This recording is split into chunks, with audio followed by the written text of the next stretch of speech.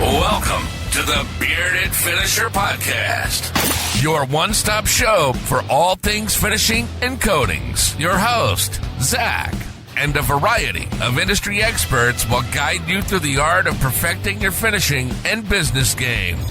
From seasoned pros to fresh faces, get ready for tips, tricks, and trends to elevate your knowledge and business to the next level.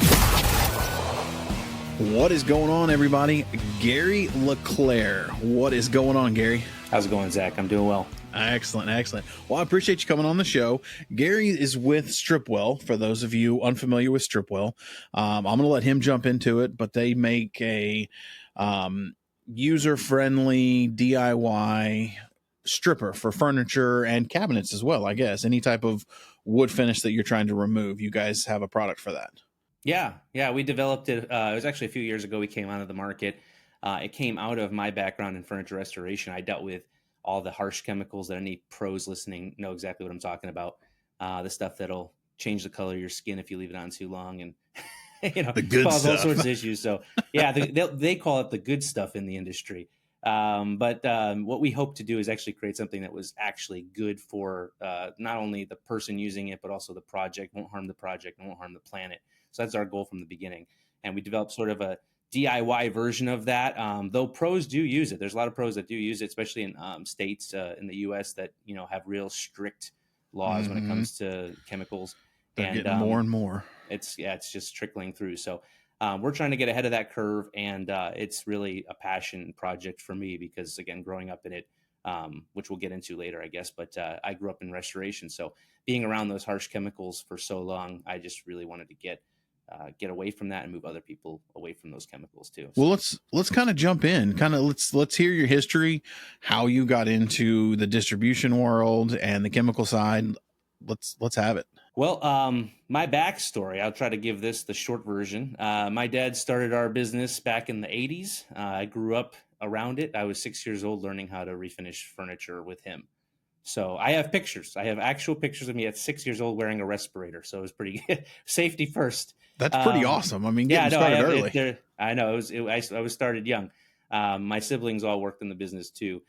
So we grew up around it. I mean, it was crazy just every day, watching my dad restore furniture and seeing things come back to life. It's just been in my blood since, almost day one. And so then flash forward a ways, we became partners in the business. And I never thought I was going to continue. Actually, I'll jump back one step. I when I was still working with him as a job, I never thought I would continue. I was like, this is just temporary. There's no way I'm going to do what my dad's doing. I'm going to move on and do other things and whatever else. So, that didn't end up happening. I took over the business after we were partners for a little while. And my dad's still alive, but I took over the business and ran it from about 2010 to, just up until when we started Stripwell. And that forced me to have to kind of get out of the restoration and focus more on helping others with the skills that I had. So I did it as a job, as a career for over 20 years, about 21 years. But I did grow up around it. So many more years if you count those.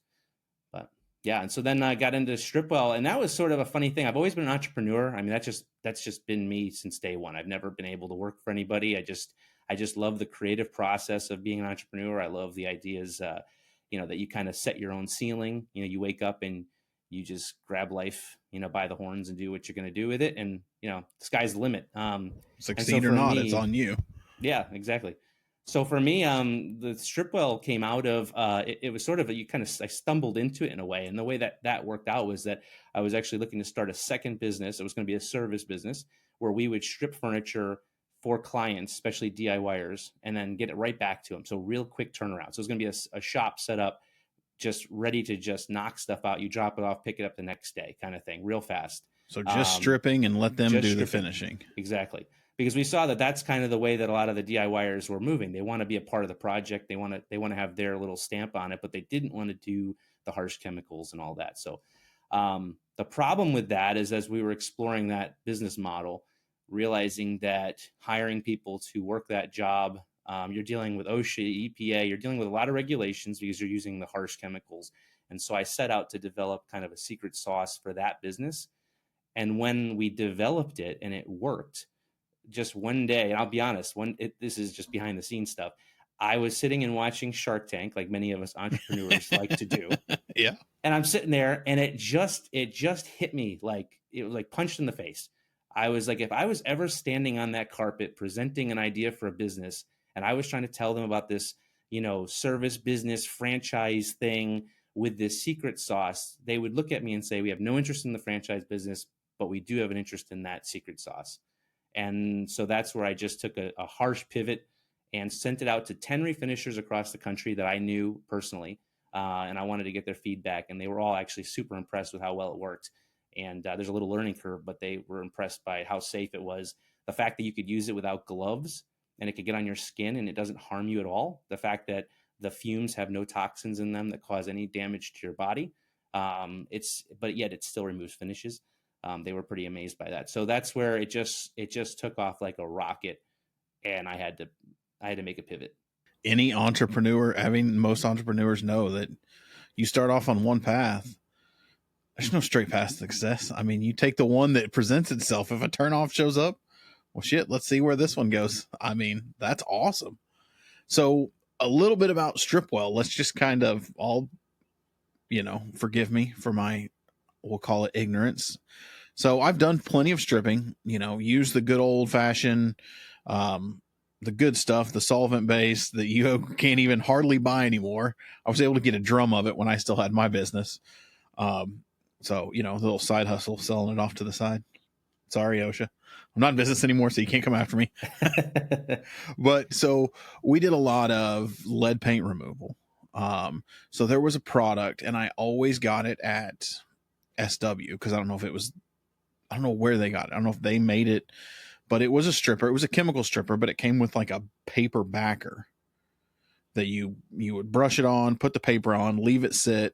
And then when you peeled it off, all the layers of paint would stay on the paper. So you don't have the lead being exposed. It was just an easy cleanup for lead paint removal, lead paint abatement. That way I kind of got introduced to a product called Citrus Strip. I'm guessing that would probably be a competitor of you guys. Yes. Yeah. That's, if you're going to list the ones that are sort of anywhere near our little world, that's one of them. Yeah. That's one that a lot of DIYers, especially, it's in the big box stores. Yeah. And so that's what I was going to kind of say. So how, as for the painters out there that may grab a bottle of that, if they're stripping a front door, trying to get the clear finish off, like how would you explain the product to someone who's never used it? So this is where it's kind of been fun. There's an education piece whenever you introduce a new product to the market that is different. You have to help people unlearn what they've learned. So I couldn't have said it better. That's true. And that's tricky because some people are very stubborn and they don't want to learn anything outside of what they've known. It's amazing how much stubborn. No. Yeah, I know, right? Not me though. Not me. I'm not stubborn whatsoever. You guys, my wife. No, I just find that people once they've got habits, it's very hard. Once a craftsperson knows the paint they love, it's very hard to get them to switch a paint.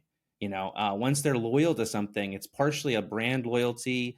It's partially the product. Once they're familiar with it, they don't want to have to risk a problem by switching and finding that, there's an issue with one of their projects, whatever. So it's an education piece. And so when we were presenting it, we had to be very honest. And I didn't want to try to hide the truth about it. The fact is that the good stuff is generally speaking methylene chloride based. So that's the harsh chemicals. Those are right now under huge pressure to be taken off the market across the board. I mean, it happened in consumer market, and now it's happening even in the professional market. They're really pushing. The EPA is pushing to get it completely either outlawed in a sense, or just really, really heavy regulations where it's going to be a lot harder to get it. I mean, to be in all fairness, the stuff is brutal. Yeah. It's some rough stuff. Mm-hmm. But I mean, it works. But man, that's the thing. So the issue is you have to start to ask people some questions. I like to ask questions more than try to tell them what to think, because I don't want to tell you what to think. You're going to do what you're going to do. So I want to just kind of guide you towards what we think is good for you to consider, but ultimately it's your choice. So the big thing is I say, I compare it to sort of a person who goes and buys, say, organic eggs at the store. organic eggs versus, regular eggs, or organic chicken versus regular chicken. The price difference is much different. You'll pay a lot more for the organic, safe options because you believe in something. There's a conviction that you don't want the things that are in the cheaper versions in your life. So some consumers care about that. You see it with even things like clothing and mattresses and things in our homes, even finishes in homes, cabinets. They want to know, what's the VOCs, what's going to off gas in my house, and people are getting more and more careful about what they're bringing into their life. And so our target market initially was those people, because the guys that I knew in my industry were the old timers. A lot of them were like my dad. They were totally set in their ways, and it was going to be very hard to convince them to make the switch. But there's a young and up and coming crowd coming out of the DIY market, developing into kind of amateur professionals, and then ultimately producing almost professional level quality work as they get better and better at what they do. I wanted to get in with those people first because I believe they were the ones that would understand why we're different and why it's worth it. So that was our big thing. That what we tell people is that it was really developed for antique and vintage finishes. So for you were saying earlier, when you're stripping lead paint, I wouldn't recommend our product for that. I wouldn't say go in and try to strip lead paint with our product, because it wouldn't work as fast as you would need it to for profitability. So I'm never trying to convince you to buy it when I know it's not the right fit. Just like in your cabinet at your shop, like I have cabinets and shelves in my restoration shop. I have all different types of glues. I have all different types of finishes. I have all different types of paints. Every one of them is there for a specific job. I don't have just one. And so for me, this is, our QCS product, I don't think is meant to replace everything right now. We're working towards that, honestly. But right now, it's not going to replace everything. So it has to just be on the shelf and there for those opportunities you have to strip the finishes. It strips well. And that's the vintage and antique finishes. That's the nitrocellulose lacquers, the shellacs, the old varnishes, things like that. Yeah. A lot of the furniture stuff that's out there. Exactly. And the big issue that whenever we would do furniture, even guys out there now that I know that still do furniture, the issue you run into is probably your father. The old traditional in Oklahoma, the traditional way to strip was those vats, those troughs of the liquid methylene chloride that they would dip it in. And when you start, even on like front doors, like I've noticed, solid wood front doors are a thing of the past. They're all veneers.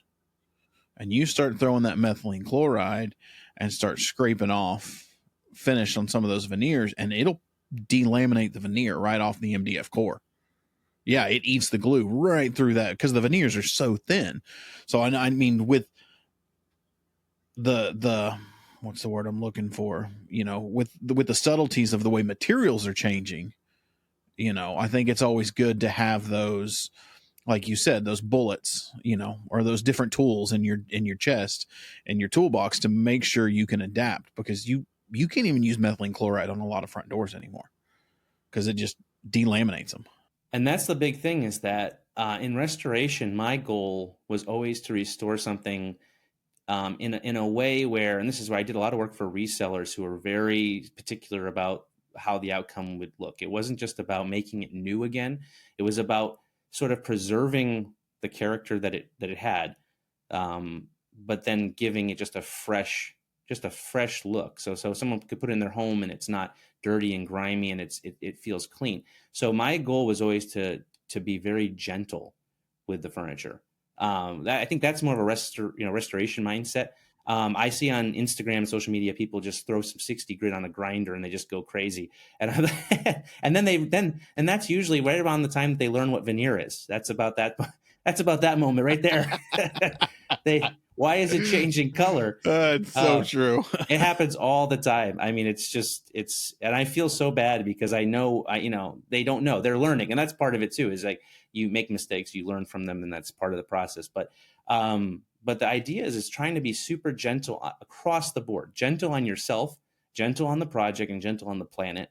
And so right out of the bottle, our product is biodegradable. So you could just like dump it down the drain. I mean, we have no regulations in California whatsoever, no OSHA, no EPA. We're below all the standards of any of those things. So it's completely safe, which is a benefit, again, for a guy like myself, I had people working for me. My dad had people working for him. So when you hire, now you're not dealing with OSHA regulations. If you could switch over and make it work for your application, that's the thing. Some people won't, but if you can relearn a little bit, or unlearn, I should say, what you've done, you can adapt, and you have a lot of benefits from it, because now you're not getting the fire marshal on you. You're not getting the OSHA on you. You're not getting all that on you. And it's relieving a lot of that pressure, which is, I think, quietly on top of a lot of those shops, because most of them are trying to do what's right, but are also limited because sometimes what's right costs so much to do that they cut corners because they can't afford to do it to the level of right that sometimes those government officials want. You tap that with you combine that with most painting companies are small operations. There's a few big ones out there, but it's like, from my time as a business operator, same thing. Furniture finishing shop. It's a service-based business. Like, you're in the world of, I can have maybe 6 employees roughly, or I've got to have 30. Like, anywhere in the middle, and you're fighting a battle that you can't win. So, and when you get into the painting world, to me, because it's unregulated. So there's not a standard on what, like plumbing or electrical, that everyone's charging, because it's considered an unskilled trade. But you get into that world of any Joe Blow thinks he can be a painter.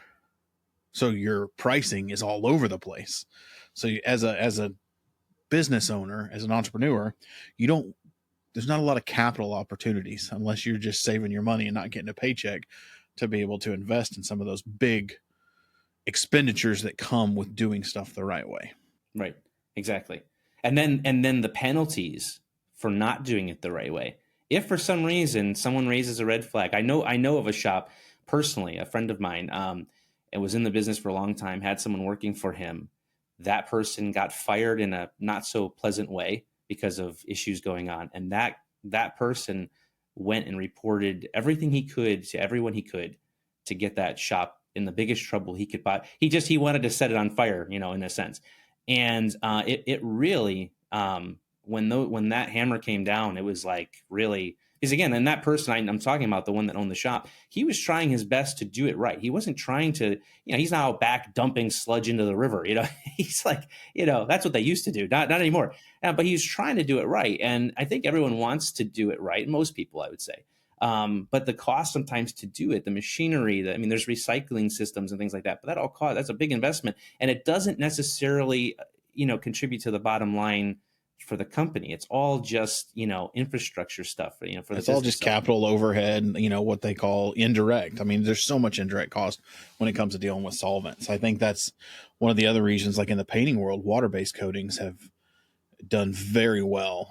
Granted, they're leaps and bounds better than they were 5-10 years ago. Absolutely. Yeah. But the factor of the environmental factor and the disposal factor has changed a lot of stuff. So yeah, I spent 2 years in manufacturing after I got a distribution.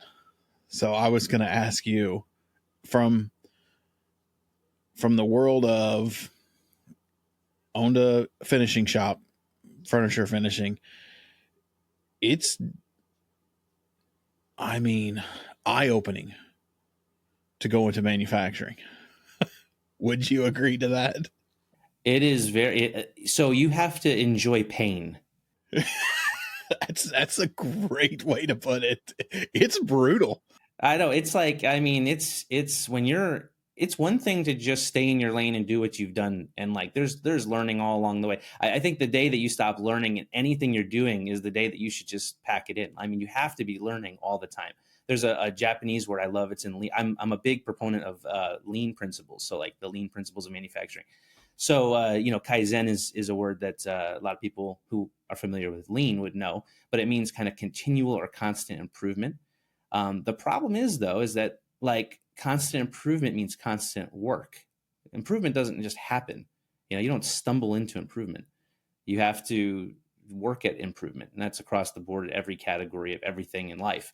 So, when you make when you're in one lane, it's one thing to just kind of continually improve and struggle through that. But then it's also to kind of switch lanes and to have to now learn a whole new set of skills, or reapply the skills you have in a different way. I mean, some of the skills can transfer some of the principles, but yeah, it was a big learning curve for me. Getting into just the shipping everywhere. I mean, we're shipping all over the world, and just all of that. I mean, LTL rates and brokers and oh man, it's a mess. Yeah. And so, and honestly, that's not a lot of fun for me. That's not like, I don't wake up in the morning and go, man, I can't wait to look at some shipping rates today. That's not or whatever. So I luckily surrounded myself with a good small team. Because again, for me, lean is about building a successful business, but that doesn't mean a big business. That doesn't mean it has to be huge. I think that's like a big misconception, is that like people think the only way to get, wealthier or to be more successful, you have to grow bigger. And I think that's a huge misunderstanding of how it all works. I think you really have to focus on eliminating the waste from your whole business model and focus on keeping it as simple as possible for as long as possible. And that's what Herman Cain, keep it simple, stupid. Yep. It Absolutely. rings true. There's another book out there which rings a lot by what you're saying. It's by a guy named Benjamin Hardy, and he's got a book out called Who Not How. I don't know if you've read it. If you're a reader or Audible, I'm an Audible guy. It's great. It's just about understanding the principle of what you can do, what your limits are, and instead of figuring out how to do something, to do a skill, instead of figuring out how to do shipping, find a who to do the shipping for you. If you surround yourself with who's, instead of figuring out how to do everything, you can focus your time on what you're meant to do, which will result in more freedom financially, more freedom for your family. I mean, it's an incredible book. Well, what it comes down to also is, I think for a lot of business owners, they don't reflect enough about, I would say this, I say part of life is like being an architect. You have to kind of like design the life you want to live. And most people don't take the time to think about that design. So they just kind of stumble their way through, just whatever comes their way is that's it. And there's a part of that too. You have to be an opportunist. You have to be ready to move and pivot and all that. That's true. But there's also this idea of really thinking through, like, what does it look like to have, what would make you happy? Define happy to me. Yeah. What is like, happy? What do you want? Yeah, because everyone's definition of happy is different. The core question that I ask guys all the time is, what do you want? Like if you can't answer a core question of what do you want, what's the purpose of this?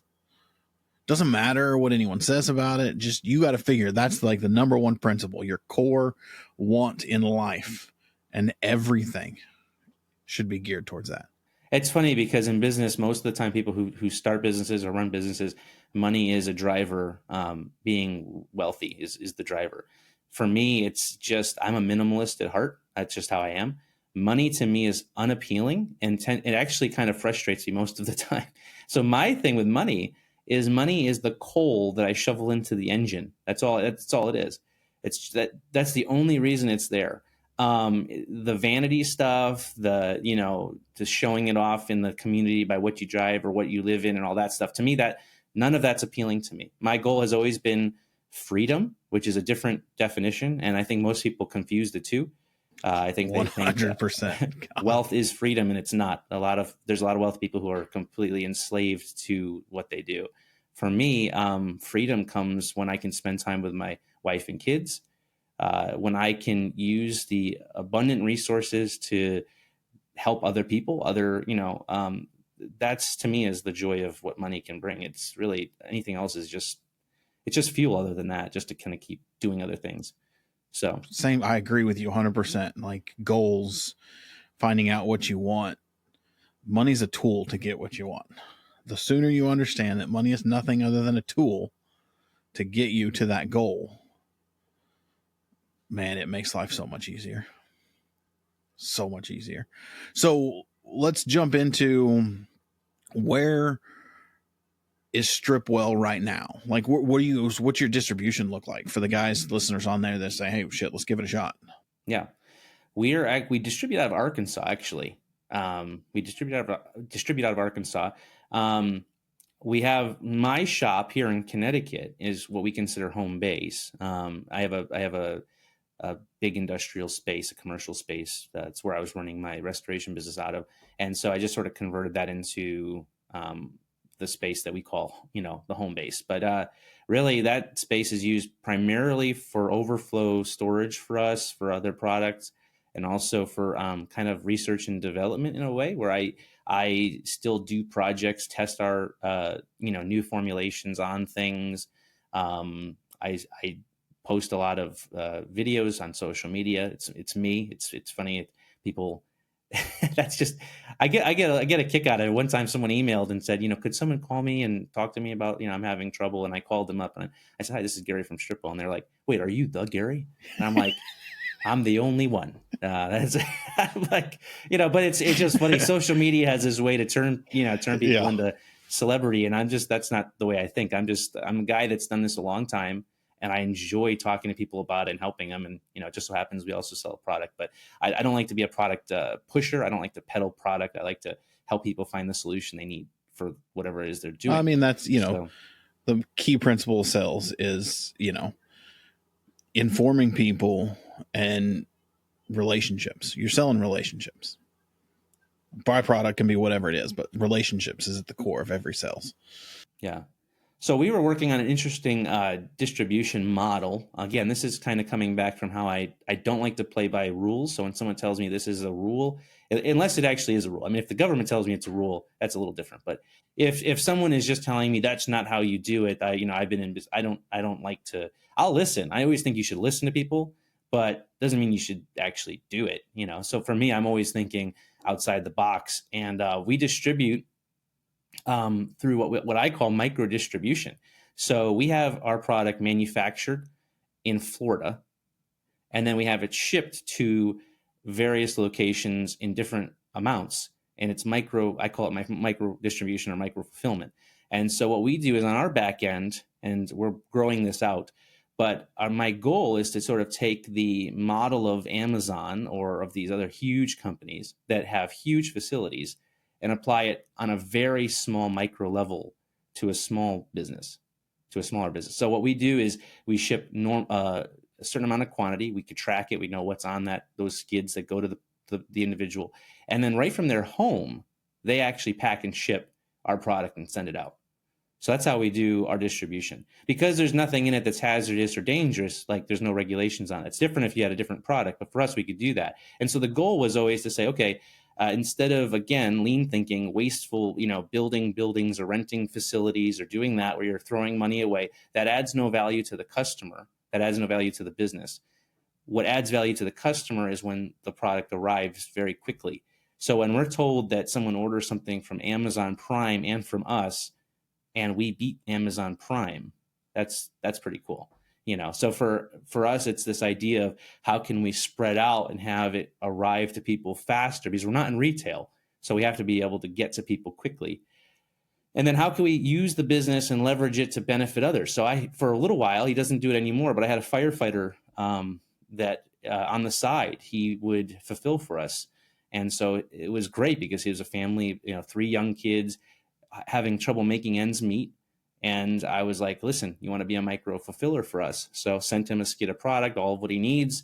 He logs into our back end. He's assigned the orders for his area that are closest to him.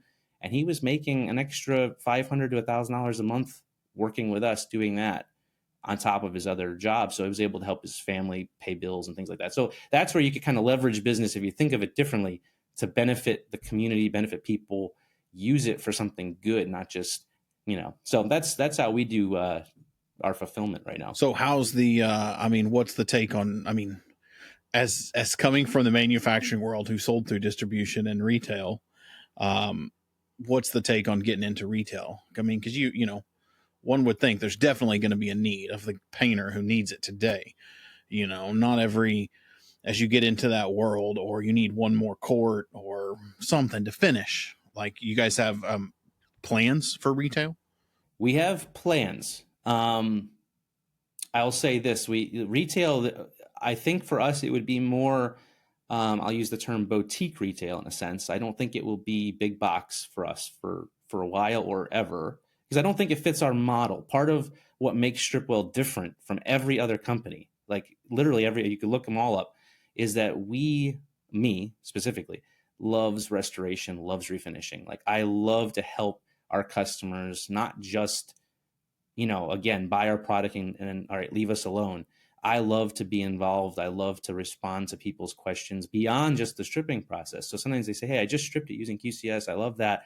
But now, like, what should I do now? And I love that. So for me, when you go into retail, you lose that personal touch in some cases, because now you're just another bottle on the shelf. And unless you really build out an online infrastructure where people can kind of, access you after they've purchased from the big box store, then and that's possible. That's all definitely possible. But for me, I really see us being more of a personal touch type company where we really work with our clients. Yeah. So, I mean, I think like a model that I think would work really well is going to be like independent paint distributors, or for instance, your Benjamin Moore. Like I get they're a huge company, but every single one of their distributors, like Benjamin Moore doesn't own paint stores. So they're all small business owners. So it's Benjamin Moore Paint by Jimmy's Paint or Gary's Paint. A model like that I think would be really good because you still get that personal working with that specific store owner.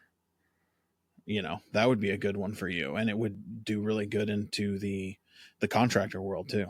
yeah, the contractor world is one that, as we enter into that space, as we're moving that way, it's a different dynamic because, like you said, when you need the product, you're in the middle of a project, you're on the job site, you need it. That's where our current model, yes, we could overnight it, yes, we could do that, but the cost of that, someone's eating that cost, someone's paying. So, and the contractor doesn't want to do that. And I mean, we have done that for our customers. If we have a loyal customer and they've ordered from us, we'll just say, hey, don't worry about it. We're overnighting it to you, no problem, and we'll just take care of it. And we'll just eat the cost because the lifetime value of a customer is so much, it's so important to consider. The customer retention cost on average is 80% less than new customer acquisition costs.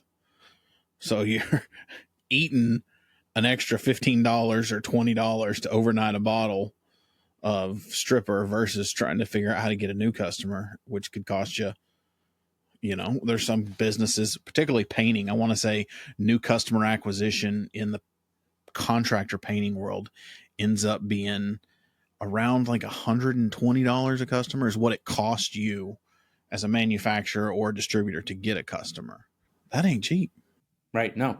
And I think that's where a lot of people who when you talk about branding and marketing, when you talk about that, that's kind of the front door, and that's great. Getting people in your front door is important, but a lot of people ignore and neglect the back door. And so the back door on a lot of these places, it's similar to like a commercial building. You have the little front door, but then you have a huge bay door in the back. A lot of times people are flooding out the back, and you never know because a lot of them don't say anything. There's some people who complain, and you'll be aware, like, oh, so some people are not happy. But then a lot of them just move along, never say a word, and you never know you even lost them, and they never buy again. And so I've always said, for us, I would rather invest in customer service, because customer service to me is one of the biggest missed opportunities in marketing.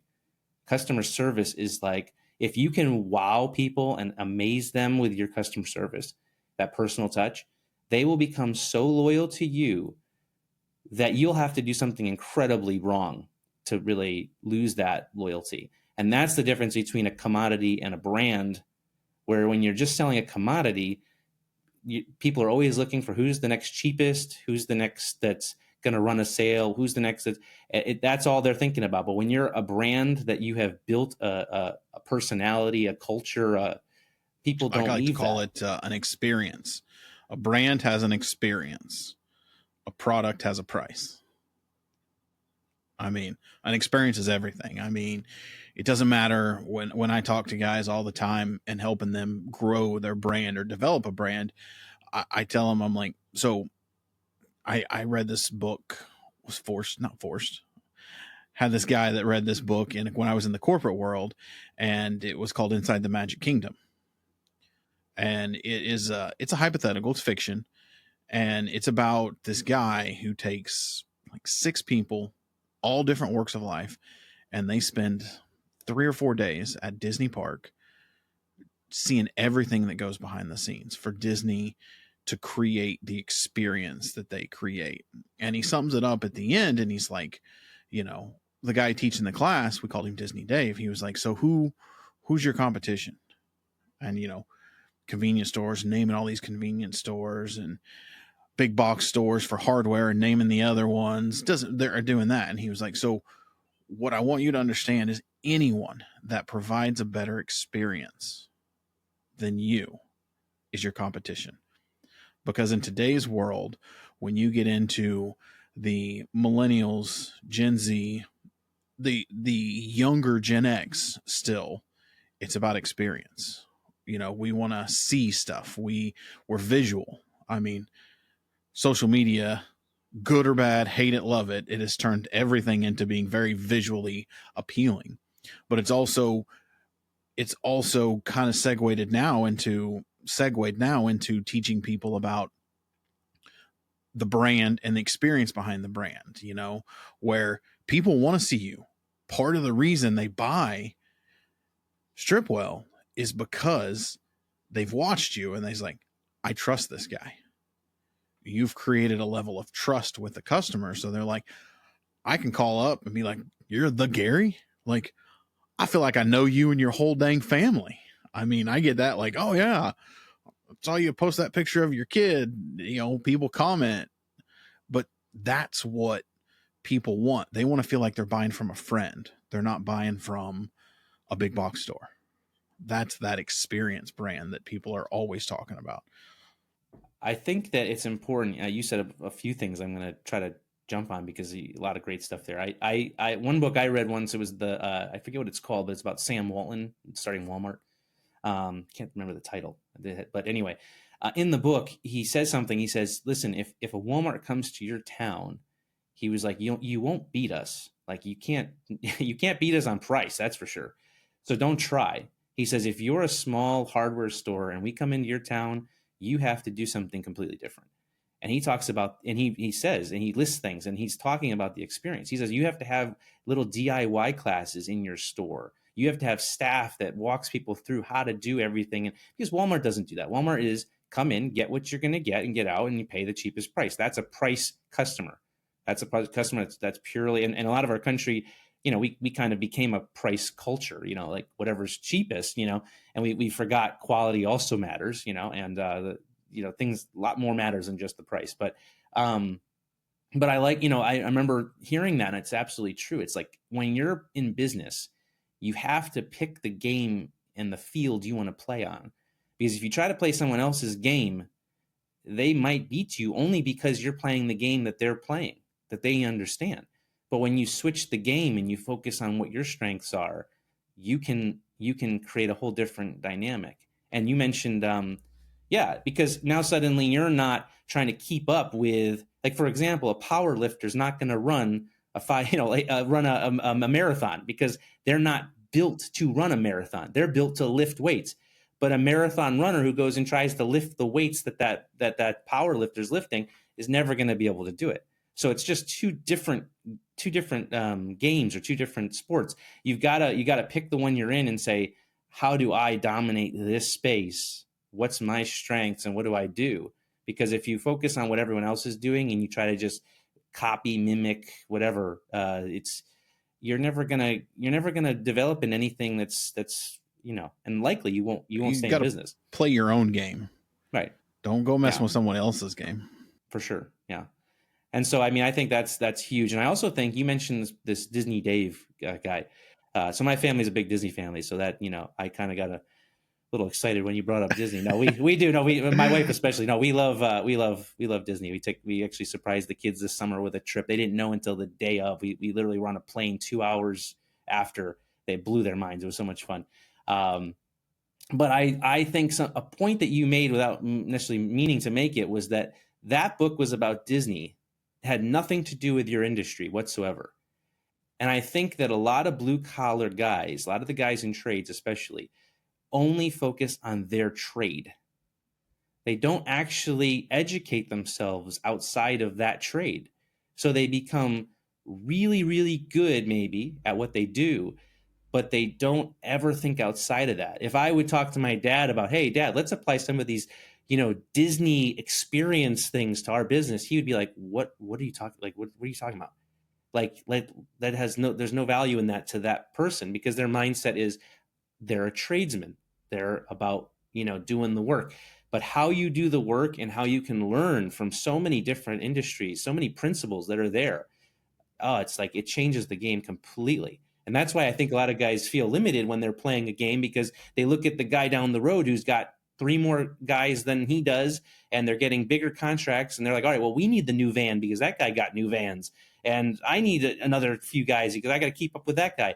And they're just playing this game that's just going to make them, chase their tail for 20 years. I think we've all been taught throughout life, and as an entrepreneur, because you see these corporations, they get bigger, stock price goes up, CEO gets paid more, they open new stores. So it just becomes the default of, well, to make more money, I got to get bigger, and my father-in-law mentored me going into the painting business, and he did it for 30 plus years and had other businesses. But he was like, it's a really simple game. You can make more money 2 ways. You can hire more guys, or you can raise your price.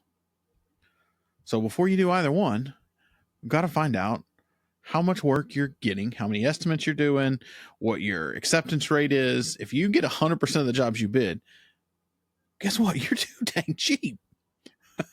You need to raise your price. And let's say you get 50%. I'd say you're still too cheap, And he was always a big proponent of, you got to dial it back to its simplest form. It's all about, at the end of the day, it's about making money, but you don't necessarily have to get bigger. But until, circle all the way back to earlier in the conversation of, what do you want? Until you establish that, you're just running a rat race. I mean, he told me a story one time, and this kind of goes back to Walmart when he was it him? I think it was one of his partners at one time before he started the painting business. He had a goal, sell his cable just to make $1 million by the time he was 30. I think on his 31st birthday, he built the first cable company in Vail, Colorado, and sold it on his 31st birthday. First $1 million. I mean, you set the goal and you go towards it. But in the meantime, I say that to say he pitched some products to Walmart to carry because he was selling or made or distributing, got licensing for. And it kind of goes back to the experiences. You go to Walmart's massive headquarters, gorgeous place. And at that time, which was years ago, 20 plus years ago, you still meet the grand lobby. They take you around the corner into their conference room, which is T111 panel, metal folding chairs, and banquet tables. Because they want you, they're setting an experience to let you know before you open your mouth, we're cheap. I mean, they do it the reverse side, but it works. Yeah. Well, and that's the thing. I think that when you going back to the idea that, get outside of your own industry, get outside of yourself and learn. When you read that book about Walmart and Sam Walton, you realize that he was such a penny pincher. I mean, really was. And again, it's about retail. It's about setting up retail stores. But when you learn about how he would buy used fixtures and he would build out these early stores, on a really, really tight budget, but yet he still grew a giant company over time. It still led to success. When you're in that, there's this vanity piece that you think that if I'm building a business, you got to have there's got to be something visual now. I can't have the junky store. It's got to be beautiful. My first store has to be gorgeous. And then you end up using up all your capital into making this vanity filled space that doesn't actually add value to you or the customer. So it's all a waste of time. I think that it's just so important to realize that it's something I say all the time. I say it over and over again. I used to be so chained down by the idea of perfection that I would be so afraid to execute something until I felt like it was perfect, or unveil something until it was perfect. And then I realized that perfection is the enemy of execution. Just do it. You got to do it, because what happens is when you could get out there, I'll tell you, stepping back to Stripwell for a second, our first bottles, I was filling myself. I was capping them. I was doing all of it. You know, I bought a little heat sealer on Amazon, and I'm heat sealing the bottles. I'm doing it all. I'm printing the labels from my printer at home on Staples shipping labels. As soon as any liquid hit it, the logo was gone. I mean, it was completely. And I remember one customer saying, he sent me a DM or an email, and he said, "Man, I love how ghetto your company is." and I laughed, because I was half insulted. I have to say, I was like, I don't know, but I mean, I knew what he was saying. I mean, he was like, you might as well just ship it in a paper bag, like a And but then someone else told me it doesn't matter what the label has on it or any of that stuff. If the product works, nobody cares. Nobody cares. If it works, great. Nobody cares. It's going to look like crap in a paint van anyways. Yeah. So what I didn't want to, this is a part of lean that I love, is this idea of rapid prototyping. So the idea is you put something out there, you get feedback. You would tweak it, you put it back out there, you get feedback. You tweak it, and you keep doing that, because eventually you develop exactly what your customers want, because they've told you what they want. Well, I think that's the big case in a lot of these. So I worked for a company called CIC, which makes Centurion wood coatings. When I was in the manufacturing side, I ran Centurion wood coatings. And that was the part that I kept beating on and when these, I'll call them boutique wood coatings companies, very similar to you. Like, you're never going to get it right out of the first gate. I mean, this shit is going all over the country. You don't know what the temperature is in Oregon, Connecticut, Florida, Southern California, if it's got to have any heat resistance. I mean, cold. It's all over the place. Just get it out there. Take the feedback. For the first, I'd be willing to say 3 years, you've got a product in the market. You're going to make modifications to it. You know, I mean, how many times did you guys it could be something as simple as, an additive or a co-solvent or a thickener that you find out is better, that clings better to that gives you better viscosity and doesn't fall out, blends better, doesn't drop 48 hours afterwards, all that stuff that changes in paint as you're growing, as you're scaling the company, but also you find out what works the best, because we do everything in a lab. As a manufacturer, you do everything in a lab, 77 degrees, 40% relative humidity. Climate. Yeah, exactly. You make it perfect, and you put that out in the real world in a DIYer's garage at like 34 degrees it's just get it out there and see what people think. As one thing I've learned is painters and even DIY, they are not shy to say what they feel. And the huge point right there under the surface. As a business, you have to be humble enough to let them tell you. Yes. Because if you're not humble and you think you've got the golden goose, your thing is the best, your product's the best, you don't want to hear it, you're insulted, you're offended, those negative reviews bother you, you can't let them bother you. Those negative reviews are worth more than the positive reviews. The positive reviews tell you what you think. You think all the things that the positive reviews say, The negative reviews are the things that you might be missing when they say it took, days longer than we thought it would to arrive. Oh, it didn't take off this coating, and suddenly you're like, okay, take notes, like write that down, get back into the lab, look at it. Those are going on the whiteboard. Like, right, here's exactly. The things to improve. Yeah. It was interesting because I was in the 2K world, and as a cabinet finisher, it's all 2K solvent polyurethanes, and then water-based are trickling in, and they're great. Water-based 2K polyurethanes are great. So I was talking to, what's his name? Deal by Design. It's a furniture refinisher in Australia. I was talking to you about him offline. And one thing I was talking to him about was, I don't understand why furniture furniture restorers, it's across the board.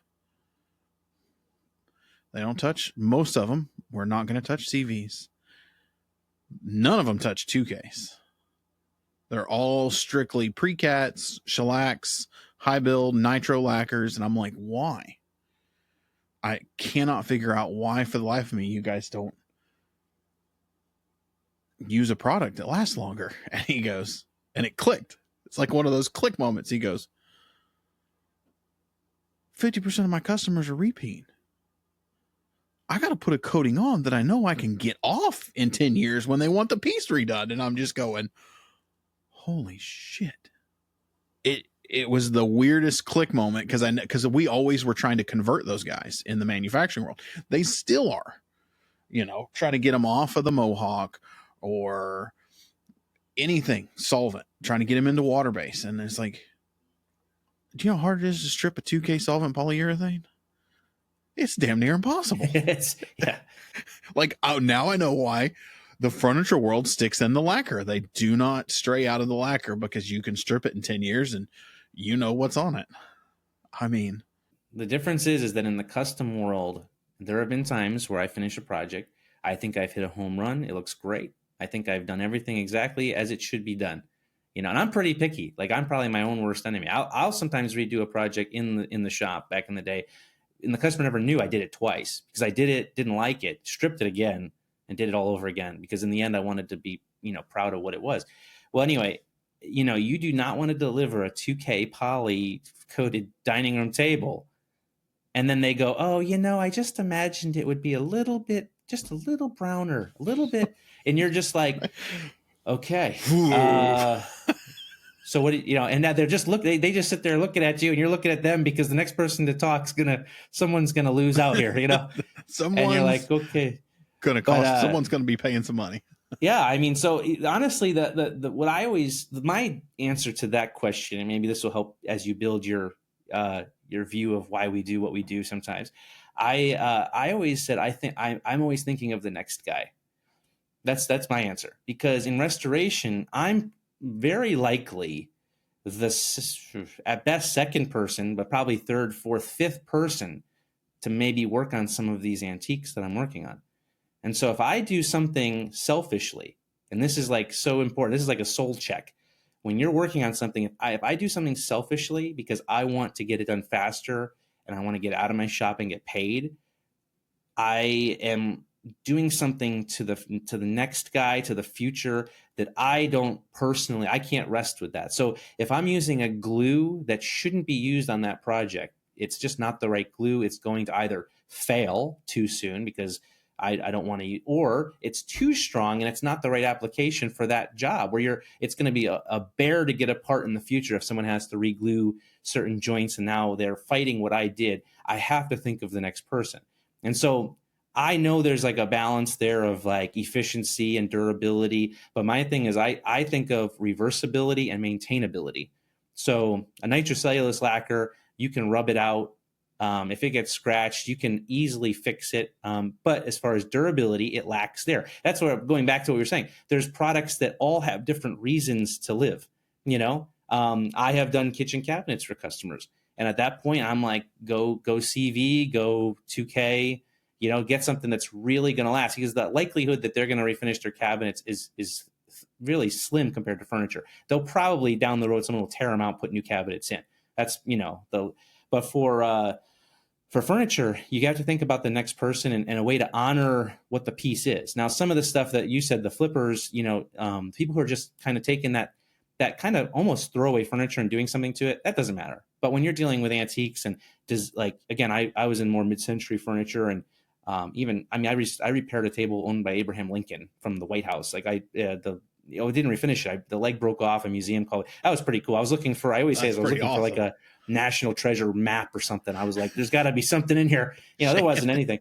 I was hoping, but get Nicolas Cage involved, and no, so I had to fix the leg so it looked like it never happened before. But again, if no one will ever see my repair, but I know what I did. And that's the thing, is there's like an honor to restoration that I think has to be considered. It's different than manufacturing. It's just, there's an honor to anything you do. I mean, there's an integrity that you have to put your all into something, but with restoration, there's something about handling. It's like you've been given the right to handle something that was not your design. It wasn't your build. Your job is to honor it and restore it back to what it should be, not what you think it should be, not what it should be. And if the client tells you otherwise, that's up to them.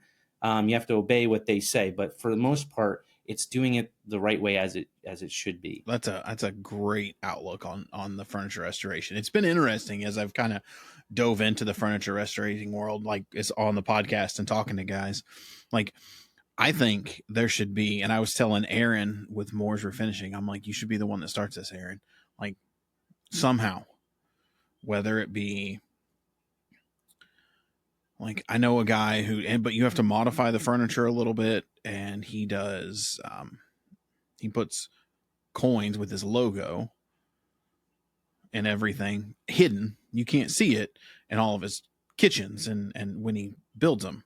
There's like something like where you could burn on the back of the door that had your logo that was kind of like a stamp over time if like antique restorers would take it on, whereas an inconspicuous spot that only the next refinisher would take it apart and be like, oh, Aaron did this one. Hey, Aaron, what'd you do on this one? I'm refinishing this one or something, just to kind of like, you could see a lineage over time of how many times it was refinished. If finishers just did like a burn where they burn their logo in it every time it was redone. So, I mean, 100 years down the road, you see all these different logos that are on the backs or the undersides of a drawer or something where it was redone. I think that would be, Well, it would be only something today that would be usable, but down the road, who knows what's coming, but would be something like a QR code would be pretty cool. Yeah. QR code would work. You could scan it and it's someone actually showing the process of what they did to it. Where then, but again, down the road, who knows, technology and things change so fast, whether or not that, people be like, what is this, square? What are all these square dots? Yeah. Like, what the hell is this? But no, and I think that's what it comes down to. And I think that's where, again, in the restoration world, once you have customers who trust your judgment, trust your technique, it's very hard to lose the loyalty. That, the retention rate's huge. My dad, when we were in business, I mean, up until I finally closed, and it was weird to close at this point. Okay, I was going to ask if you still had it. Well, I dabble, but Stripwell's taken my, again, I was caught off guard. Stripwell, to be, again, full honesty, I was just thinking, this is just going to be a little side thing. I mean, it's like, how could we ever, but it took off. Like, I just couldn't imagine how fast it gained traction. Social media took it, ran with it. And we were all over social media, all the influencers that were doing furniture, because my marketing, I had no marketing budget. When I started, there was no budget for Stripwell. I didn't start with any capital investment. I didn't go and get a loan. I said, I negotiated terms with our manufacturer so that I could sell the product before we had to pay for it, because I didn't have it, I made it work. I mean, I did all this stuff you hear on the Shark Tank and you hear these, I did all that. And it was just kind of came natural, but it was this kind of hockey stick. Like, it just took off to where every month we were, doubling or tripling in sales just continuously. And it was nuts. That's awesome. Nuts. Congrats on that. Thank you. Yeah, it got to a point where I was like, you know what, the restoration thing, plus I have 3 kids at home. My wife was pregnant and we were going, there's a lot of stuff going on in that window of time too, personally. So it was like, this gives me an opportunity to back away from leaving and going somewhere else and doing the hours, because, again, I grew up in the mindset of exchanging hours for dollars. Yeah, service based, which most people are in general, but then also most blue collar tradesmen are focused on trading their hours for dollars. So the problem is that you're limited. You're your own ceiling. If you've got 40 hours a week, great. If you can push it to 60, great. You made more money, but you also lost freedom, which, again, we were talking earlier. I don't want to lose the freedom part. So you start to have to shift that sliding scale. But then when you start to exchange something else for dollars, so an item, a commodity. I mean, I wake up and there have been sales through the whole night. I've been asleep. I've done nothing. It's just been, but you're planting seeds, and as you're sleeping, those seeds are growing. So the goal of an entrepreneur is plant. That's all that, the harvest comes if you plant and you water and you nurture. If you focus on the harvest too much, if you focus on the outcome too much, you're focused on the wrong thing. You should focus on getting those seeds in the ground and keeping them healthy and watering them and getting them to grow right. And then the harvest will come. I call it the 90-day rule. I mean, if you're slow now, and I talk to guys who are in the business and they're like, man, I don't have any work. I'm like, what were you doing 3 months ago? Right. I had a big Right. project. I wasn't doing estimates. That's why you're slow right now. Exactly. What you're doing Yeah, now comes to harvest in 3 months, 3 to 4 months. exactly. And that's tough. I mean, I will say when I left the refinishing business, the restoration business, when I sort of stepped out of that, I had a year-long waiting list all the time. 1 year. All the time, which means my prices were probably too low. Going back to that, that was probably, because but I learned something today. I was too cheap. No, I had a year long waiting list, and I had work. I mean, all through COVID, all that, most businesses were, everything was drying up because nobody could be. I still had people dropping stuff off with masks outside my shop. I'd bring it in, I'd work on it. Then we did it, and I was able to coast through COVID. So I say coast. It didn't feel like coasting at the time, but in comparison to some, it was just I wasn't fighting to find the work, because I had a mentor tell me once that first you build your reputation, and then your reputation builds you. And I think that there is a process to business where you can't focus on how much can I get from the customer? What can they give me? How do I benefit? That's an I focus sort of mindset. And that works for some people. There's some really very successful, selfish type people out there. I mean, that's part of business too. But I believe that you focus on your reputation, you focus on the quality, the care of your customer, you focus on all the things that matter, and word of mouth will spread. Your brand will grow stronger, and it won't happen overnight, but it will happen where suddenly there's like a tipping point, there's a pivot where you are kind of fighting to get business, but then suddenly it just starts to find you constantly, and you're not even seeking it out. It's like you're like a magnet, just kind of attracting customers to you without even much effort. So how long have you been doing Stripwell full time? Full time, it's been 3 years now. What did you guys, just any idea around about how many bottles you guys sold last year? Oh, we sell different sizes, so that makes it tricky too. Roundabout. I mean, if you can give out revenue if you want. I don't always like to have guys give out revenue. Yeah, I don't know how many bottles. That's a good question. I'll say that we're down from previous years a little bit, but that's just because we've gone through some. That's the other thing is in business, you're always kind of investing capital, and you're always refocusing. You're not always going to just keep climbing. That's not possible. You go through ups and downs, and when you look at the graph, 10 years later, you realize you have gone up over the course of that time, but you have ups and downs. You cannot, and that's the hardest part that I tell manufacturers that I work with now that I help. You will not grow 10% a year every year for 10 years. It will not happen. You will have a correction year. You got to prepare. It's not a linear graph. Your sales are never going to be linear. I mean, you will have corrections. You're going to have down years. It'll happen. You just adjust. What did you change from that year to the next year, and then pivot back or pivot a different direction? But thinking you're going to be the next Amazon. I mean, everyone wants to be the next Amazon, but I guarantee you, we both know that Amazon probably had some hella correction years. No, I could say this. I'll step back to the beginning, because the beginning was kind of the fun part, when it was sort of this wild new idea, and I'm just kind of, that's the fun. When you're an entrepreneur, that's the part you love, actually. Building a business is the best. Yeah, I mean, down the road, my hope and dream is that I can actually help consult young people like I was trying to do what I was doing. Because I mean, it's been my whole life. Even when I was in my 20s in high school, all those years, I was always thinking about something I could build or develop. And to have someone to kind of walk alongside that would kind of understand, that's huge. I didn't have a lot of that. I had some, but those first few months, it was wild, because so we developed the formula and it worked, which was important. And and once it worked, I remember trying it on stuff, and I'm like, because we tried all different ones. We were trying different formulations, and we were, and finally, I just remember the day that the finish just came off, and I was like, oh my goodness. I'm like, it actually did exactly what it needs to do. And we put it out there, and I remember I was home with my kids. It was during kind of the end of COVID at that point.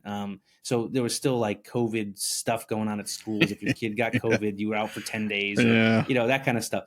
Well, anyway, they were home, and I had to be home because at the time my wife was a teacher, so I had to be home because I'm when you own your own business, everyone thinks that you could just, make your own time doing whatever you want. But so I was home, and I remember building out our first website on my own. I hit live, and that first day we did $500 in sales. And I was like, wow. I'm like, that's pretty cool. Like, up until that point, I was just invoicing people with email and like this selling, might actually work. Yeah. So that first month we did 10 grand in sales. Very first month. And I was like, wow. That's impressive. I was like, that's pretty great. The next month we did 11. So I'm like, all right, cool. Incremental. That's not huge. Then we did 33, 67. This is month after month. I think it was 80 or 90 the next month. 100. I mean, it was just like this. Like I said, it just took off because all over social media, I never foresaw this, which is funny because I would love to say that I could see the path and perfect strategy executed. I wish I could say that. I can't say that. You do your best and you stumble into stuff. I never imagined that 87% of our customer base would be women and mostly stay-at-home moms who are doing this out of their garage. Yep, as a side hustle. Yeah. I never thought of it. And I also didn't realize that during COVID, there was a giant influx of that customer base because everyone was stuck home and everyone decided, well, what can I do from home? And they did it either for the fun of it or for the side hustle because they're home anyway. So like, the timing was just perfect. And that customer base just took us because that customer, they love to share online what they love, their recipes, their home decor, their whatever, their kids' favorite this or that. They love that stuff. And I was so fortunate, and we were so fortunate as a business that community was so kind to us. I think that the relationship we built with that community, they knew that we weren't just a corporate company trying to just peddle a product, but that we really cared about the well-being of that community. And they did a lot of heavy lifting for us that's amazing. I can never thank them enough because when you have an influencer with 600,000 followers and you say, listen, I can't pay you anything, but I'll send you a bottle if you'll say something. That'd be awesome if you like it. Don't lie. I never. If you don't like it, tell me first. I said I'm never paying anyone to lie. Either you like it or you don't, and that's the way it works. And they would put it out there, and I would just watch the second that reel went live from that influencer. From suddenly sales just boom, like every second, just bam, bam, bam, bam. I mean, it was wild. It was from the back end of it. It was just wild to see what that kind of community can do when you really get them on your side. I mean, the power of social media. I tell guys all the time, like it was still new when I had my business. I mean, it was out there. I mean, social media is out there, but the whole mindset of using social media to propel your business, not just to talk to your fellow finishers. And I don't know if marketing in social media, like paid ads, wasn't huge yet. It was still like in the very tip of it. Everyone was just starting to barely dip their toes in. But man, I mean, the power of social media marketing is just, I mean, there's guys that are doing incredible things with it now. I mean, I wish, short of starting a business again, and I really don't want to do that because I don't want employees, like what you could do now with social media marketing is just nuts. Yeah, it's a lot of fun because really marketing is I've always said all it is communication. If you're good at communicating, you could be good at marketing.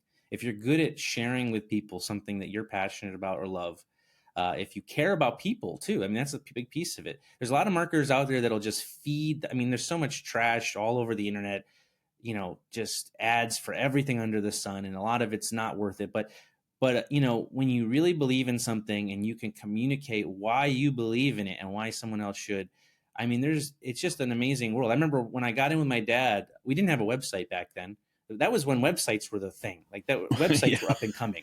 Like, yes. I remember that day where I'm like, Dad, I think we need one of these website things, and it was right before, I think it was, we were probably late in the game. I'm making it sound like it was in the 90s. This was in 2007, I want to say, maybe 2006, somewhere in that range.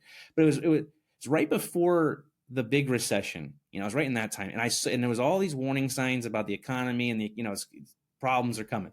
I'm like, I think we need a website. I think we need to get out there and put something up. So we had someone build us a website because there wasn't any like make your own things. 10 grand, 20 grand. Right. Yeah. And all it was a, real simple flyer, but it started to generate work for us. And I remember we did that. And, I mean, it's wild because I think back at how you had to do business back then versus today and how you can directly communicate with people now, like in real time. I mean, I can put up a post and in a second, someone can contact me, DM us. We can write back. We could get on it's like so fast. So instant. My father-in-law, who mentored me a lot, I've asked him, what's the number one thing? Because he's always been an entrepreneur his whole life. He's 72. I'm like, what was it? What was the number one thing that changed the game in being an entrepreneur and having your own business? And he, to this day, it's like the invention of the cell phone is hands down I don't care. He's like, I don't care. Hands down, the best invention ever is the invention of a cell phone. And it's, gotten better, but, like bag phones that were attached to your car. He's like, I used to have a phone that was in the truck, had installed, and I'd be up on a roof painting a house, and it was wired that when the phone rang, it would honk the horn and flash the light. That's awesome. So you're on a ladder. That's awesome. Honk, flashlight. You have to get down, go answer the phone. But it's like before that, I'd go paint for 8-9 hours a day, come home, and I'd have 20 calls. I'd be on the computer till 10 o'clock at night, returning voicemails, mapping out estimates for the next day because you had to print your maps out or map it out what you're going to do. He's like, when cell phones came out, it was just. Oh yeah. I think about my dad. As I was thinking before we got on today, just about, because sometimes you don't stop and like look back enough. And I was thinking about my story with my dad and I just imagine doing business when he started. I mean, back then you had your phone. The things of value then was your yellow page ads and your phone number. That was, I mean, that was it. If you had a phone number and a yellow page ad, those were your go-to. But then, I mean, he would work all day long and then have to go out and do estimates at night. There was no way of weeding out tire kickers, people who are just, you had to go and physically drive to them and find out that they're wasting your time in person. And now, and typically you still did the estimate when you went to do that. You still did it and all that. And then they would just say, that's too much. I found someone who was cheap or whatever. And you just, so much waste. And again, it's from someone who now is passionate about like elimination of waste. I think about, my goodness, what a change. I mean, when you needed a product, think about finishes. When you needed a product, you either had to go to the local store, and that's what they carried, like whatever the paint store was, or you had to have a catalog, a physical catalog. My dad had a stack of catalogs next to his chair growing up. The old Granger. All the woodworking catalogs, all the finishes. And he would just sit there flipping pages, trying to find the thing he needed to order. And I mean, now you can just Google and boom, you have everything you can imagine. If someone asks you for a quote, you say, yeah, shoot me a text. We'll talk about it right now. They send you a picture and you talk to them on the phone. It's amazing. I mean, there's amazing. Now I had a guy on and I just put an ad out put a reel out for him. He's with a company called Drip Jobs. His name's Tanner. Painting contractor, developed a software, kind of like you, saw need, developed the software. And he's had guys working on this software and he's got this thing so dialed in. He can create a link. The customer can go fill out this entire deal, upload pictures, put their budget in, address, everything. You send it, a customer fills this out from your website, from your social media page. Within like an hour, it says, oh, thank you. It emails them back. Thank you for this. We got it. We're reviewing it. Let's go ahead and get you on the calendar. Gives them a calendar link. You set up your share calendar. You set up when you do estimates, what days, what times, all these peripherals in there. It looks at your calendar to see if you have anything else booked. Customers giving you all the data. They're booking their own appointment. All you got to do is drive over there and close the deal. I'm like, holy crap. So much automation. I know it's just a different time. I mean, it's wild to think where 10 years from now or 20 years from now will be. I mean, the next big thing, it seems, is the AI movement. Everybody's doing stuff with that now, which is also pretty mind blowing. Some of that is pretty outrageous, you know. Estimating is going to be insane once AI can pull Google Maps and get your exact square footage and tell you what the whole exterior of the house costs to repaint or whatnot. I mean, I know it's going to be pretty wild, but yeah, I think that's the key. I mean, I think people buy things, spend money when they either really need it or really want it. Those are really the only two reasons people buy things. And so, you know, to start a business, like, you know, I don't know what your podcast listener demographic is, but if they're, you know, probably a lot of business owners, but also if anyone is, you know, just thinking of starting businesses, it's like, it's not as hard as I think a lot of people think it is. It is hard to do it, but it's, you know, in some ways, but it's also just thinking about everyday life with a fresh set of eyes and saying, what is it that really bothers me? What is something that is a stress point for me? And if you can solve some of that, you're probably not the only one who has it. There's a company in Washington State called Fast Cap. I don't know if you ever heard of them. Have you heard of Fast Cap? Yeah. So Paul Akers is the owner of Fast Cap, and he's a big lean guy too. But most of their products, whether they were developed in house, if they weren't, they were developed by guys on the ground, by tradesmen. And they have a whole system there where if you have an idea, you can contact them, present your idea, and if they like it, they'll bring it to market, and you'll get a royalty payment. So you don't have to actually run this new company; they'll make it a part of their offering. But so, you know, their products are really innovative because they're made by guys who actually understand what the need is. You know, I had a friend's dad growing up was a carpenter, and he was like the stereotypical old school carpenter. yeah. And I don't know if I have to describe what that looks like. I think, you know, I think everyone on the show knows that. He didn't pull punches. He said it how it was, and that was it. And he would get so frustrated. You see him working on something, and he was like, oh, he would get angry. And he'd be like, this was designed by another one of those overeducated college idiots, you know? And what he was saying, I'll say it differently, was that a lot of things we handle in the trades were developed by people who have never swung a hammer. Engineers. Yeah. God they're love just them. People who think about it. And it's important because they have an angle to it that they bring to the table. But there's something about when you're on the ground doing something and you realize, man, if I only had this thing. But here's the problem is most guys don't value their ideas enough or themselves enough. And they think, well, no, I forget it. And it just dies on the vine. You know, they don't explore it. The guys who do explore it sometimes find that they have a whole new opportunity in front of them. Yeah. Well, like you were saying when you said a minute ago about a lot of people get kind of scared about starting a business, and it's not that, you know, and I reigns true what you said. It's not that difficult. It can be a little tricky, but I saw a kind of like a mentor that I kind of talked to on social media. I've never met him, but they say the number one trait in entrepreneurs, it says above money, above influence, above, you know, intelligence, the number one trait that almost all entrepreneurs have: perseverance. The number one trait that's common among all entrepreneurs, highest above everything else, is perseverance. They just don't quit. That's the number one deal. So and I tell guys this: if you're going to do it, just do it. Make the commitment and do it. Whatever you do, don't stop.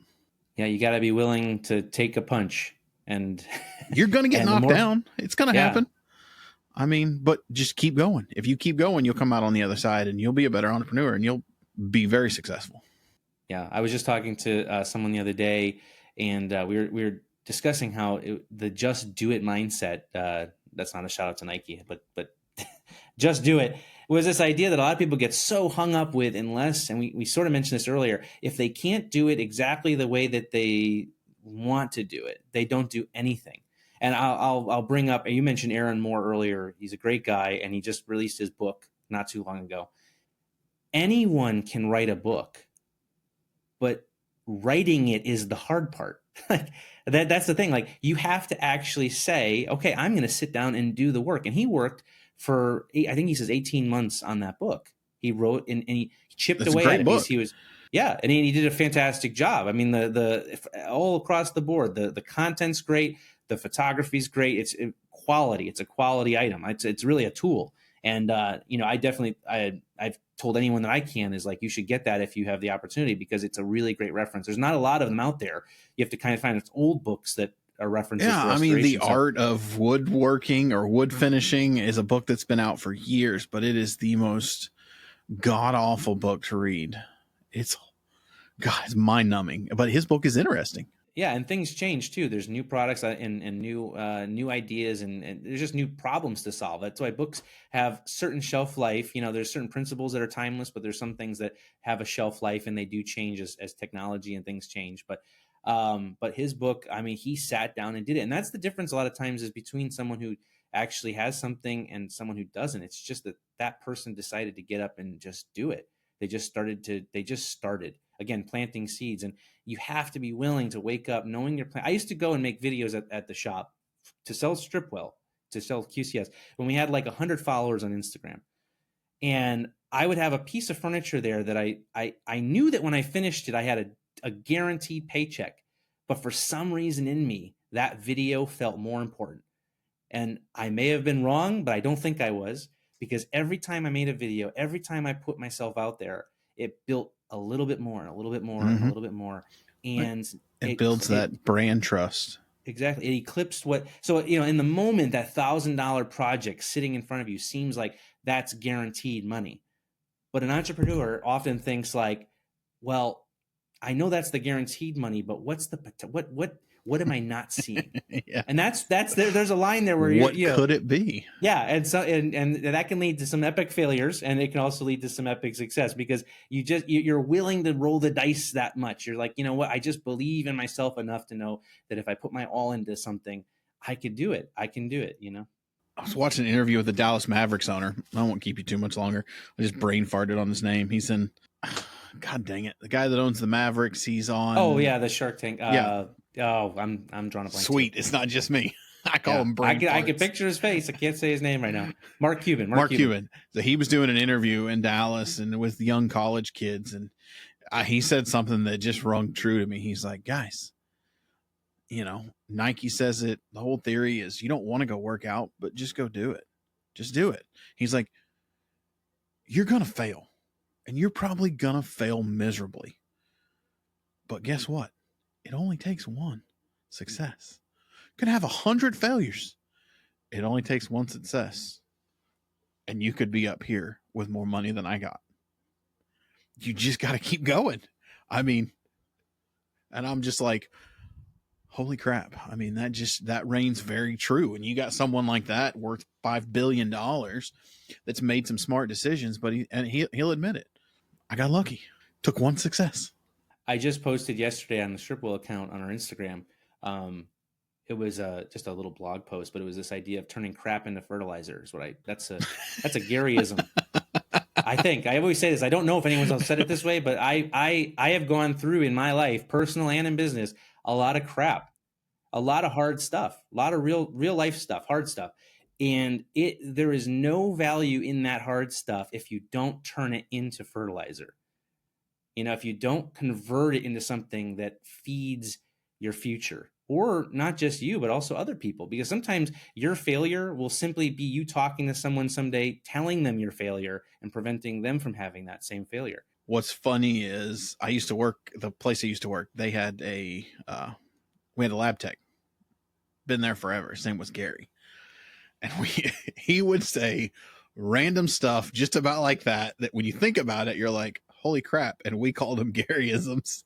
So as soon as you said that, I'm like, oh, I haven't thought about that in a long time. What you were just saying too, my son is huge into the Mr. Beast character. Mr. Beast on YouTube? Oh yeah, my son is huge into most people. Well, when you know his story, what's wild, he wrote the introductory to a book I read once, and he said how if you want to start doing YouTube, he was like, just make 100 videos, just do them. He's like, they're gonna be mostly garbage. He's like, the first 100, just get them out of your way. Just do them, because in doing it, you learn, and you start to get better and better and better. And now you look at this guy who I don't know exactly when he started, but he was in, high school maybe when YouTube first came out. And now he has a show on Amazon. He has all these deals. He's the largest YouTuber in the world. It's crazy. He's actually on the short list with Elon Musk and Larry Page that TikTok is actually open selling to for 55 billion. Wow. And he's one of the guys that could buy TikTok. Yeah. And you're like, videos. Right. Just takes one. It's just he just kept showing up, and if you again, my son goes through and watches all these videos and makes me watch every one. Some of them are fun, some of them are just, I call it like brain candy. It's just like, you watch them and it's just like, but some of them are actually interesting. And again, it's not in my industry. I'm not a YouTuber gamer guy. That's not me. But there's principles everywhere you look, everywhere, that you look at it and you can learn something. And I think we just have our eyes closed so much. We walk around and we're thinking about our little, I got to go to work, got to do my job, I got that a quote to do, I've got to do this. And you're just so tunnel vision. And if you open your eyes, there's just learning everywhere. And stuff can be applied. You're killing me, because my son's always trying to get me to watch those videos, and I always tell him no. Now you're saying that, I'm like, God damn it. Well, and also probably part need of it to is, sit down and watch one or two. Growing up, I had a dad who was a great dad, but he also was someone who I could only engage with if I was either, I had to engage with what he was doing, So if he was working on a car, I could go and change oil with him and we could engage. But if I was interested in something, it was hard for him to engage. So that's a little dad tip. It's like, sometimes it's saying, you know what, let me engage where they are, even if it hurts my brain. I want to stick an ice pick in my forehead.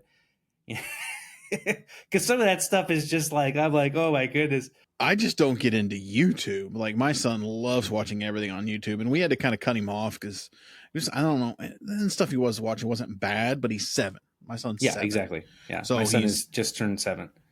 He'll watch, I can't remember, some of the video game guys, and then he starts yelling at every time he's playing a video game, starts mimicking those guys, and it just makes me want to throw him out of a window.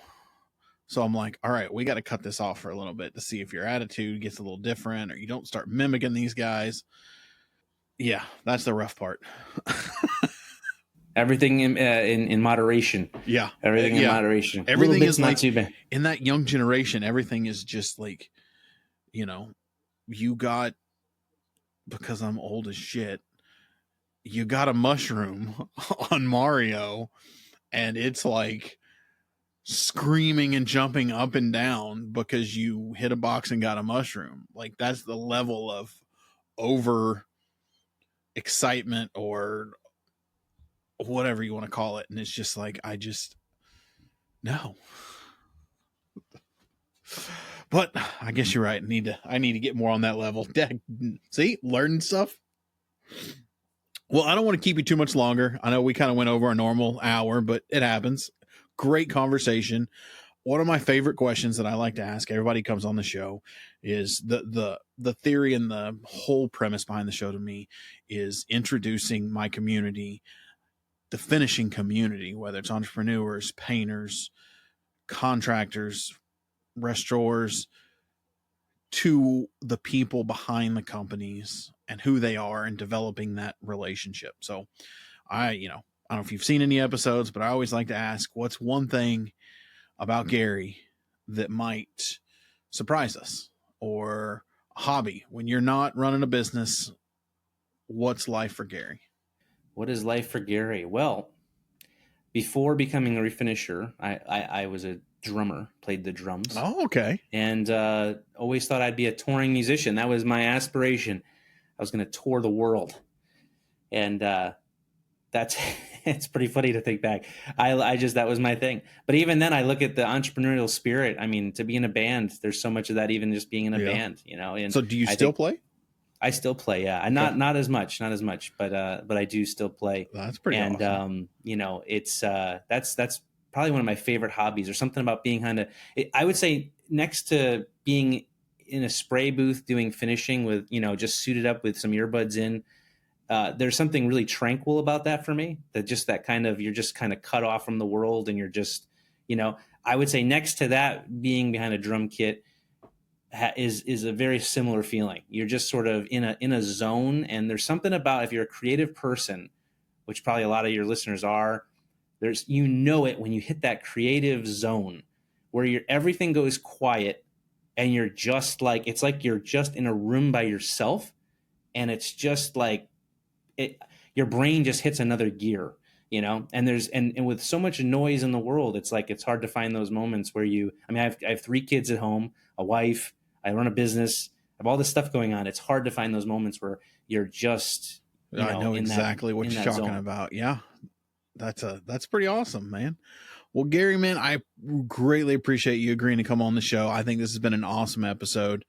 I really like to get out, stay in the painting, but also get out of it. Talk about life, talk about business, because a lot of the guys that are on the show are looking to grow their business, trying to find out, if they're in the right business or whatever that may be. We've had get a lot of feedback that this one-on-one, just hanging out, has been very helpful for a lot of the guys out there, especially when you're rolling walls.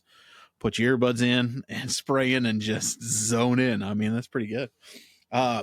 Last piece of advice you'd give to anybody looking to start a business? I would say we kind of touched on it a few times. I think you have to reverse engineer. So you have to start with what you want.